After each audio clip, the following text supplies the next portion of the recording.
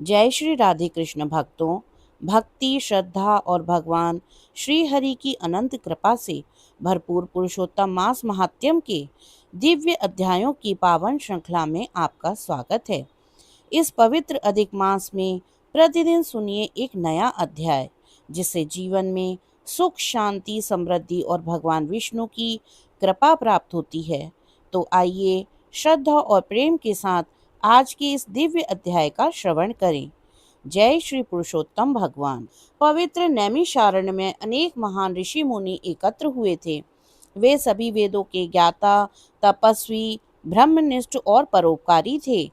उनका उद्देश्य था यज्ञ के माध्यम से संसार का कल्याण करना और ऐसा ज्ञान प्राप्त करना जिससे जीवों का उद्धार हो सके। उसी समय सूत जी, जो कि महान कथावाचक और शास्त्रों के मर्मज्ञ थे, तीर्थ यात्रा करते हुए वहां पहुंचे। उनका स्वरूप अत्यंत दिव्य था। वे शांत, संयमी, भगवान के नाम में लीन और आध्यात्मिक तेज से प्रकाशित थे। सूत जी को देखकर सभी ऋषि आदर पूर्वक खड़े हो गए। उन्होंने उन्हें उत्तम आसन दिया और विनम्रता से निवेदन किया, हे सूत जी, आप सब शास्त्रों के ज्ञाता हैं। कृपा करके हमें ऐसी कथा सुनाइए जो सारभूत हो, कल्याणकारी हो और हमें इस संसार रूपी सागर से पार लगाने वाली हो। ऋषियों की यह विनती सुनकर सूत जी प्रसन्न हुए और उन्होंने कथा प्रारंभ की। सूत जी ने बताया कि वे अनेक पवित्र तीर्थों की यात्रा करते हुए वहां पहुंचे हैं। उन्होंने पुष्कर, यमुना, गंगा, काशी, गया, त्रिवेणी, गोदावरी, कावेरी, नर्मदा आदि पवित्र नदियों और स्थानों पर स्नान किया, तर्पण किया और देवताओं पितरों की पूजा की। इस तीर्थ यात्रा ने उनके मन को और अधिक पवित्र और शांत बना दिया।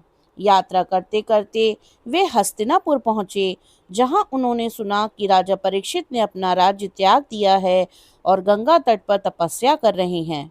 यह सुनकर सूत जी भी वहां पहुंचे। गंगा के किनारे का दृश्य अत्यंत अद्भुत था।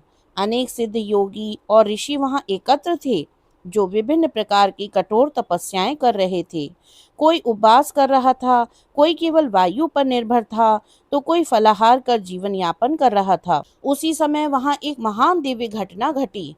महर्षि व्यास के पुत्र, ब्रह्मज्ञानी और महान योगी श्री शुकदेव जी वहां पधारे।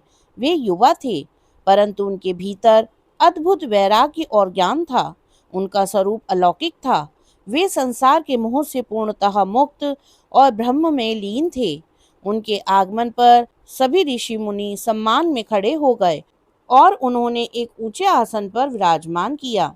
शुकदेव जी उस सभा में ऐसे शोभित हो रहे थे जैसे आकाश में चंद्रमा तारों से घिरा हुआ चमकता है। सभी मुनि उनके चारों ओर बैठकर उनके मुख से ज्ञान और भगवान की कथा सुनने के लिए उत्सुक हो गए।